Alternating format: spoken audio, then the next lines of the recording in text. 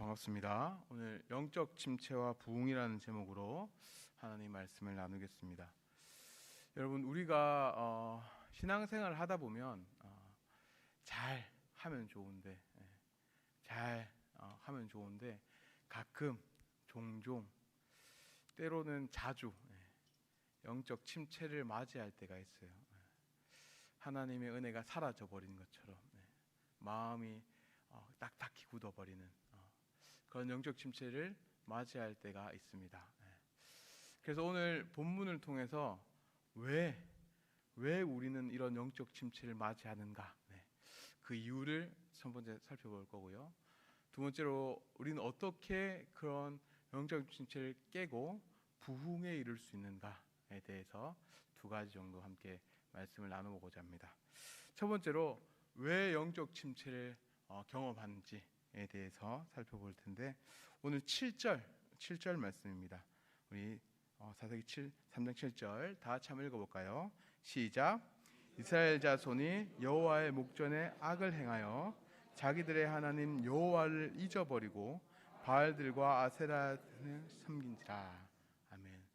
여기서 이스라엘 자손이요, 하나님 앞에 악을 행하고요, 바알과 아세라를 섬겼다라고 이야기하면서 뭘 했다고 합니까? 자기들의 하나님 여호와를 잊어버렸다라고 얘기했어요. 근데 여기서 잊어버렸다라는 이 단어를 우리는 이렇게 해석할 수 있습니다. 시간이 많이 지났으니까 이제 그 전에 잘 섬기던 시대는 끝나고 시간이 좀 지나서 기억 속에 잊어버렸구나라고 생각할 수 있습니다. 근데 사실 그렇게 하기에는 조금 어려운 부분이 많아요. 왜냐하면 하나님께서 자신이 이스라엘 백성들에게 어떻게 행하셨는지에 대해서 끊임없이 기억하도록 여러 가지 장치들을 마련해 놓으셨습니다. 대표적인 것으로 길갈이 될 수 있겠죠. 길갈. 요단강을 건너면서 거기 있었던 돌을 주워다가 12길갈에다가 길갈에다 돌을 세웁니다. 그래서 하나님이 우리를 가나안 땅으로 인도해 내셨다라는 것을 기념하죠. 그리고 거기서 할례를 행합니다. 맞죠? 그리고 그 할례를요 계속 행했을 거예요. 그러면서 우리는 하나님의 백성으로, 하나님의 은혜로 말미암아 하나님의 백성이 되었다라는 사실을 할례를 행하면서 계속 기억했을 겁니다. 그리고 여리고성을 무너뜨렸죠. 그리고 다시 세우지 않습니다. 그리고 다시 세우지 않는 이유가 너희의 힘과 능력으로 넘어뜨린 것이 아니라 하나님의 은혜로 이 모든 것을 무너뜨렸다라는 사실을 계속 기억하도록 하기 위함입니다. 이렇게 하나님께서 여러 가지 방편과 장치로 하나님의 은혜를 계속 기억하도록 하셨는데, 왜 여기서는 이스라엘 백성들이 자기 하나님 여호와를 잊어버렸다라고 얘기하는 걸까요? 여기서 잊어버렸다는 말은 그냥 지식적으로 하나님이 우리에게 어떤 일을 행하셨는가라는 지식적인 잊어버림이 아니라 마치 그 지식이 없는 사람인 것처럼 알고는 있지만 그 은혜가 자신에게 해당되지 않는 것처럼 그런 식으로 잊어버렸다라고 얘기하는 거예요. 이런 표현은요 구약에서 자주 등장하는데요, 우리 이사야 64장 9절을 볼까요? 이렇게 나옵니다. 여호와여 너무 분노하지 마시오며 죄악을 영원히 기억하지 마시옵소서. 구하오니 보시옵소서. 우리는 다 주의 백성이니이다. 여기서 기도합니다. 하나님, 우리에게 죄악을 영원히 기억하지 마소서라고 기도하지 않습니까? 근데 여기서 말한 기억하지 말아달라는 말은 하나님 그 기억에서 지워버려 주십시오라는 의미가 아닙니다. 그러니까 하나님, 내가 죄악을 짓기 전 상태로 대해 주십시오. 그러니까 하나님은 전지전능하셔서 모든 것을 다 아시기 때문에 기억을 지워버리는 그런 형태가 아니라, 하나님, 내가 죄를 짓기 전 상태, 그 모습 그대로 나를 대해 주십시오 라고 말하는 거죠. 이것은요 우리 일상에서도 종종 이런 표현들을 많이 합니다. 저희 아버지가 그랬는데, 저희 아버지가 배를 타셨거든요. 어릴 적부터, 그러니까 중학생 졸업하자마자 거의 배를 타셨던 것 같아요. 배를 타면 굉장히 험하게 지내지 않습니까? 그리고 결혼을 하셨을 때 아버지가 그렇게 생각하셨대요. 자기가 맨날 돈을 벌어다 주는데 아내는 아무것도 안 하고 그냥 집에서만 지내는 것 같고, 이런 생각을 하셨대요. 그래서 어머니한테 굉장히 많이 모질게 구르셨어요. 못을 박았죠. 네. 그런데 이제 지나가면서 자신의 어떤 모습을 후회하면서 잘못했다는 것을 깨달은 거죠. 그래서 지금은 굉장히 어머니한테 잘해주십니다.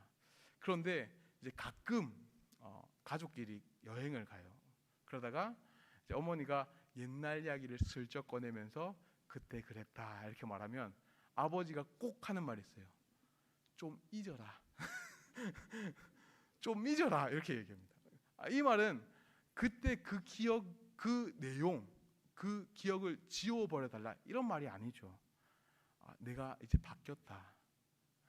그런 사람이 이제 아니다. 이렇게 말하는 거지 않습니까? 여기서 말하는 표현도 마찬가지인 거죠. 압니다.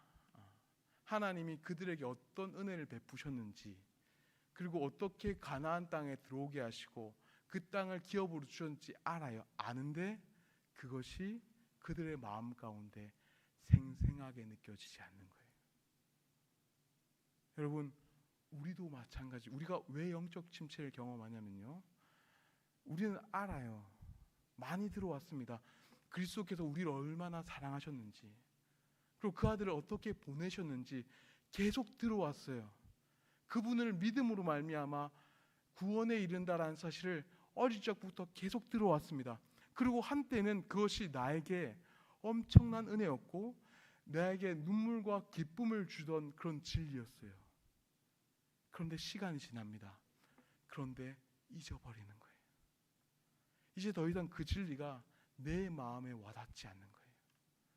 생생하게 그것이 나를 향한 진리라고 여기지 않는 것입니다. 팀 켈러는요, 넘겨주시죠. 팀 켈러는 이렇게 이야기했습니다.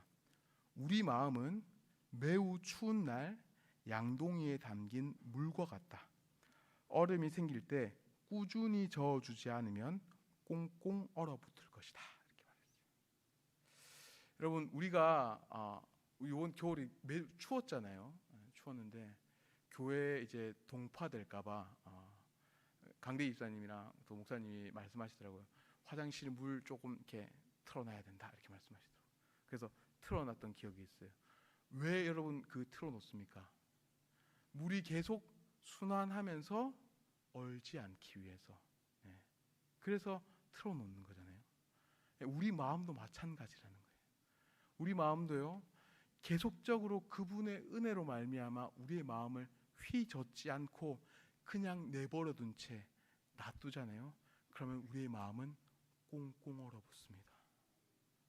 우리의 마음은 꽁꽁 얼어붙어서 이제 더 이상 하나님의 그 뜨거웠던 복음이 우리 마음에 작동하지 않는 거예요. 그래서 차갑게 식어버리는 것입니다. 여러분들의 마음은 어떻습니까? 여러분들은 여전히 하나님의 은혜가 강물처럼 흐르고 계십니까? 아니면 꽁꽁 얼어붙어서 내가 은혜 받았던 날은 언제인지 기억이 나지 않을 정도로 그렇게 얼어붙어 버린 상태입니까? 여러분, 그렇기 위해서 우리는 계속 휘저어줘야 되겠죠. 그 은혜에 잠식해서 은혜를 만끽하면서 살아야 합니다. 그런데 사실 그렇게 잘 사시는 분들도 있고 또 그렇지 않은 분들도 있죠. 휘젓기보다는 그냥 내버려 두는 거예요. 그냥 차가운 모습 그대로 내버려 둡니다. 우리는 내버려 둘 수 있습니다. 근데 하나님은 절대로 그것을 내버려 두지 않으세요. 하나님은 자기 백성들을 절대로 그냥 그렇게 살도록 내버려 두지 않으세요. 반드시 그 마음을 다시 휘저으십니다. 내가 아니더라도요, 하나님이 휘저으세요. 그렇게 어떻게 휘저으시냐? 첫 번째로요, 넘겨 주십시오. 문제를 일으키세요. 문제를 하나님이 일으키심으로 그 마음을 휘젓습니다. 우리 오늘 본문 8절 함께 읽어볼까요? 3장 8절입니다. 시작. 여호와께서 이스라엘에게 진노하사 그들을 메소포타미아 왕 구산 리사다임의 손에 파셨으므로 이스라엘 자손이 구산 리사다임에 8년 동안 섬겼더니. 아멘. 여러분, 우리가 이 본문 2절 딱 보고 나면 딱 이렇게 생각합니다. 하나님이 징계하시는구나. 하나님이 이렇게 하나님을 버리고 잊어버림으로 말미암아 징계하시는구나라고 생각할 수 있습니다. 맞습니다. 하나님이 징계하시는 거 맞아요. 그런데 하나님의 징계라고 생각해서 우리는 이렇게 오해하는 경우가 있습니다. 하나님이 심판하신다. 여러분, 하나님은요, 자기 백성들에게 심판하시는 것이 아니라 하나님은 자기 백성들에게 훈육하시는 거예요. 심판과 훈육은 다릅니다.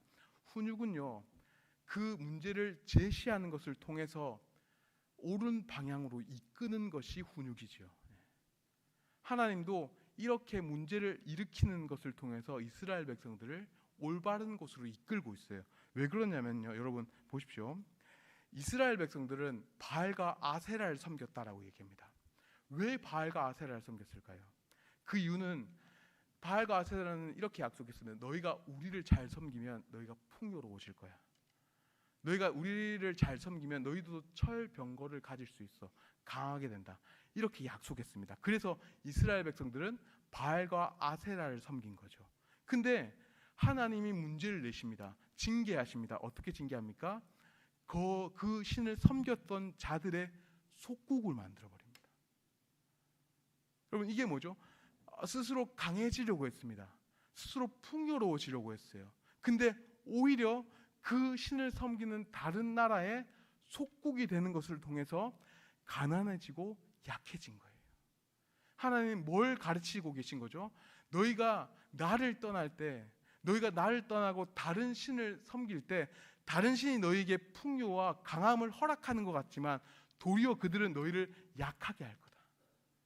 너희를 가난하게 할 거다. 라는 것을 가르쳐주고 있는 것입니다. 뿐만 아니라 우리 13절에 보면요, 이렇게 나옵니다.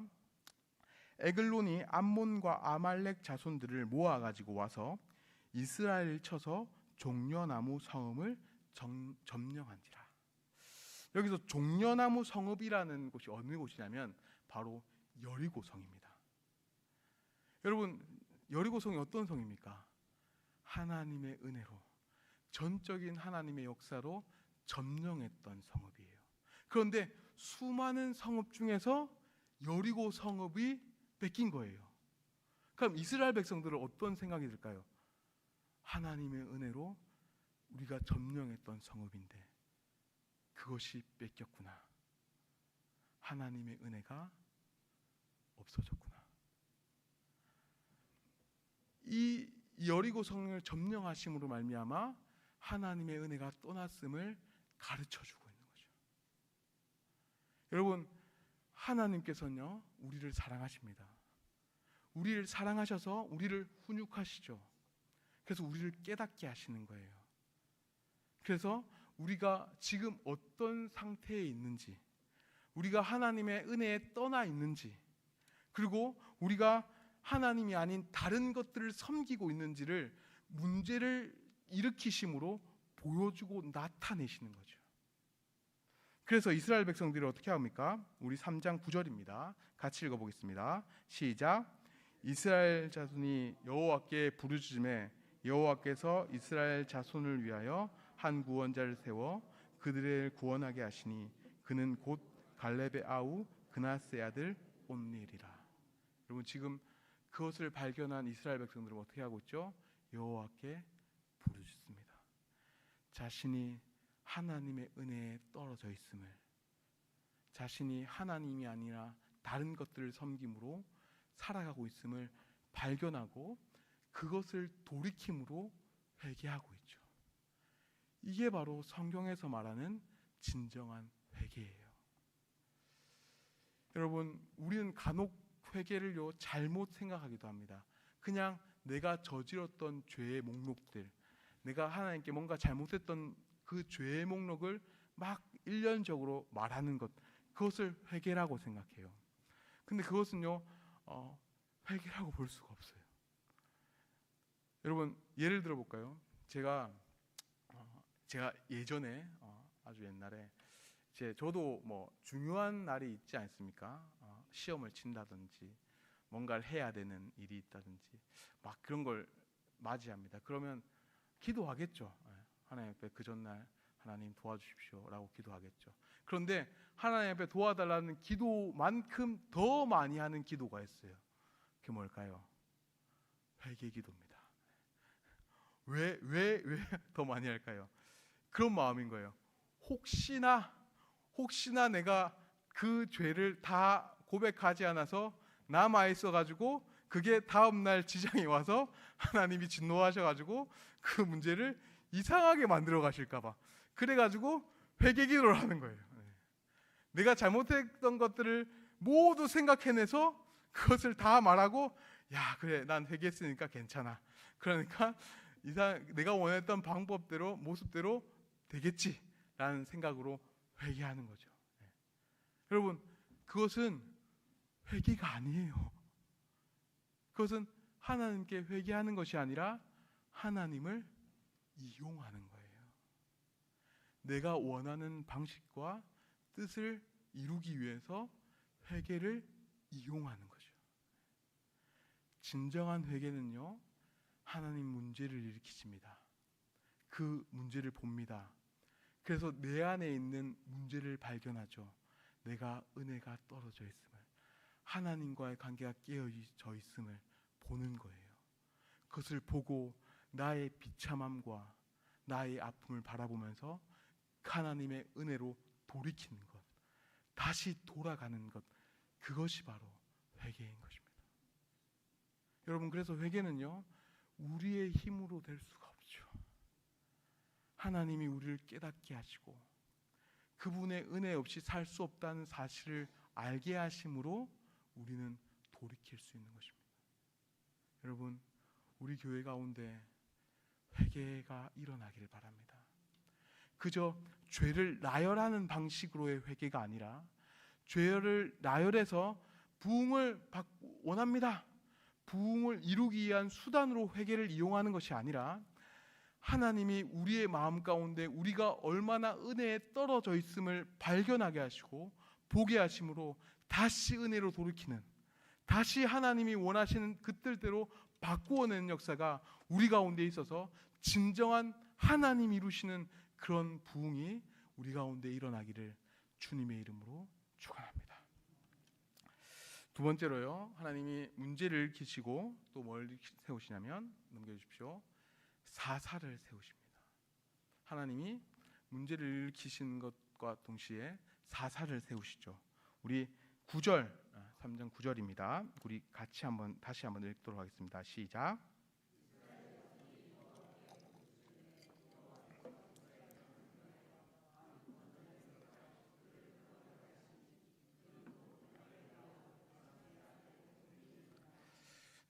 여러분 하나님께서 그 이들을 회복시키시기 위해서 그들 구사다임 죄송합니다. 말이 헷갈리는데 구사다임 왕을 약화시키는 것으로 구원해내지 않습니다. 한 사람을 세워서 그 사람을 세우는 것을 통해서 그를 통해서 구원하심으로 이스라엘 백성들을 회복시키고 있는 거죠. 여러분 이것이 하나님께서 이스라엘 백성들을 또 자신의 백성들을 이끌어 가시는 방법이에요. 특별히 감사하게도 이번 주일날 직분자 피택 시간이 있었습니다. 네. 이 피택은 담임 목사님께서 말씀하셨지만 절대로 사람이 세운 게 아닙니다. 물론 투표했죠. 네. 근데 여러분 투표했을 때 무효표도 나왔어요. 안 찍겠다 이게 아니라 이게 잘못 체크해서 무효표도 나왔어요. 그 모든 것 가운데 하나님의 손길과 섭리 가운데 하나님이 세우신 거예요. 특별히 제가 예전에 한번 직분자에 대해서 그림 하나 보여드렸는데 그림 하나 보여주겠습니다. 여러분 직분자를 세우는 개념은 이런 겁니다. 원래 구약에는 왕과 제사장과 선지자라는 직분이 있었습니다. 이 세 직분이 이 하나님 나라 백성들을 다스렸는데, 이 세 직분을 온전히 이루신 분이 누구냐면 바로 예수 그리스도세요. 그분이 완벽하게 왕과 제사장과 선지자의 직분을 이행하셨습니다. 그리고 그분이 죽으시고 부활하신 다음에 승천하셨죠. 그리고 하나님 보좌 우편에 앉아 계십니다. 그리고 그분이 그냥 앉아 계신 것이 아니라 그분이 자신의 직분자들에게 성령을 보내십니다. 그리고 직분자들을 통해서 하나님의 일들을 감당해 내시는 거죠. 여러분, 그러니까 이 직분자들은요, 하나님이 주시는 능력과 은혜로 말미암아 이 직분을 감당하는 거예요. 근데 여러분, 이 사실을 우리가 알잖아요. 그러면 두 가지 사실을요 믿게 됩니다. 그 두 가지 사실을 행동하게 됩니다. 첫 번째는요, 여러분, 그리스도의 은혜로 말미암아 직분을 감당하잖아요. 그러면 그 직분자는 무엇만 나타내야 되냐면 예수 그리스도를 나타내야 되는 거예요. 여러분들이 직분을 행합니다. 어떤 직분자로서 어떤 일들을 헌신합니다. 사랑을 배웁니다. 그런데 그것이요, 내가 신실해, 내가 하나님 앞에 뭔가 대단한 존재야, 인정받는 존재야 라는 식으로 섬김과 헌신이 아니라요, 그 사람을 통해서 그리스도의 사랑을 발견하는 거예요. 옆에 있는 분들이 직분자들의 모습을 보면서 저분 안에 살아계신 하나님이 진짜 살아계시구나, 저분이 행하시는 그 사랑이 정말로 하나님의 사랑이구나, 그리스도의 사랑이구나 라는 것을 그 직분자들의 섬김을 통해서 드러나고 나타내야 한다는 것이죠. 여러분, 이것은요, 더 나아가서요, 여러분, 직분자가 되지 않았다고 해도 낙담할 필요가 없어요. 왜냐하면요, 여러분들이 모든 교회에 하는 헌신과 희생이요, 내가 그리스도를 나타내기 위해 한다라고 여긴다면 여러분들은 직분을 받지 않더라도 하나님이 원하신 일들을 감당하는 겁니다. 그래서 절대로 상처받을 필요가 없습니다. 여러분, 잘 생각해 보십시오. 저도 목사가 안 됐어요. 아시겠지만 저도 직분을 못 받았습니다. 강도사에 불과해요. 근데 저는 전혀 제 마음에 목사가 안 됐어, 이런 생각이 없습니다. 왜 그런지 아십니까? 저는 제가 하는 모든 사역에 예수님이 드러나기를 원하기 때문입니다. 여러분들의 모든 일과 섬김 가운데 그리스도를 드러내십시오. 예수님의 복음을 드러내십시오. 나의 영광이 아니라, 나의 대단함이 아니라, 나의 위대함이 아니라 하나님이 얼마나 위대하신지, 그리스도가 얼마나 위대하신지, 그분의 사랑이 얼마나 크신지 여러분 드러내잖아요. 그러면 교회는요, 그 복음으로 인해서 부흥되기 시작합니다.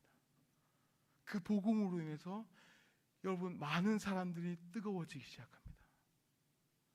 그것이 하나님이 이 직분자들을 세우시는, 그래서 직분자들을 세워서 교회를 부흥케 하시는 하나님의 역사입니다. 사랑하는 여러분, 그런 자들이 우리 교회에 많이 일어나기를 바랍니다. 정말로 여러분들의 헌신과 사랑이요, 복음을 드러내고 예수님을 말하고 그 사랑으로 서로 사랑하며 하나님을 나타내는 귀한 은혜가 우리 교회 가운데 충만하기를 주님의 이름으로 축원합니다. 뿐만 아니라 여러분, 이렇게 사사를 세우는데 온니엘처럼 대단한 사사도 있습니다. 결점이 없는 사사죠. 그런데 오늘 본문에 보면 결점이 있는 사사가 등장합니다. 우리 3장 15절 한번 살펴볼까요? 3장 15절입니다. 같이 읽어보겠습니다. 시작. 이스라엘 자손이 여호와께 부르심에 여호와께서 그들을 위하여 한 구자를 세우셨으니 그는 곧 베냐민 사람 게라의 아들 왼손잡이 에웃이라. 모압 왕 에글론에게 공물을 바칠 때에. 아멘.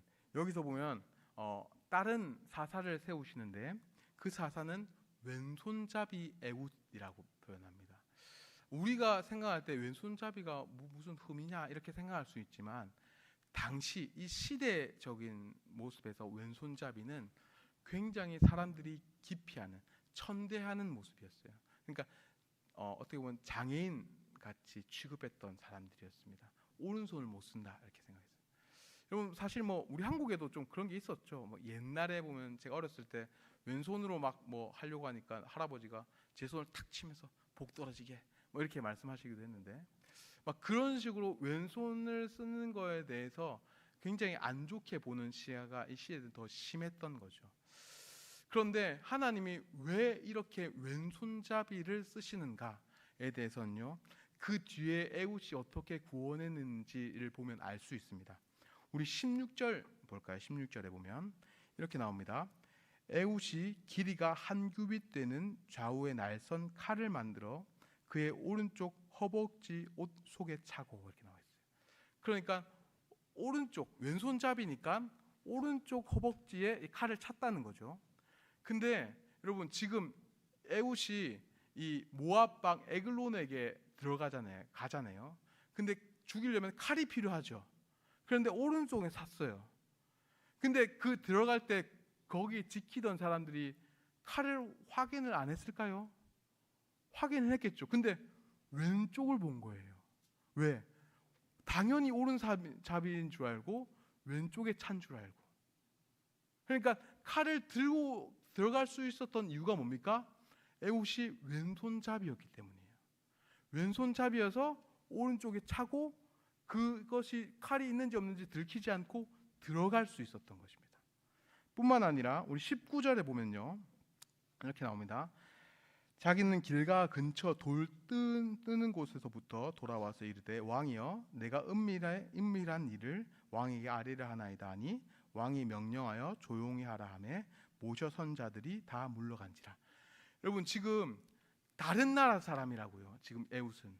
그런데 은밀하게 할 말이 있습니다 라고 말했을 때 다른 자기 주위에 있는 군사들을 물려요. 이것은 있을 수 없는 일이에요. 다른 나라 사람이 언제 와서 그 찌르면 왕 죽잖아요. 그러니까 물린다는 것은 사실 상상이 안 되는 일이거든요. 근데 물려요. 왜 물립니까? 왕은 생각한 거야. 왼손잡이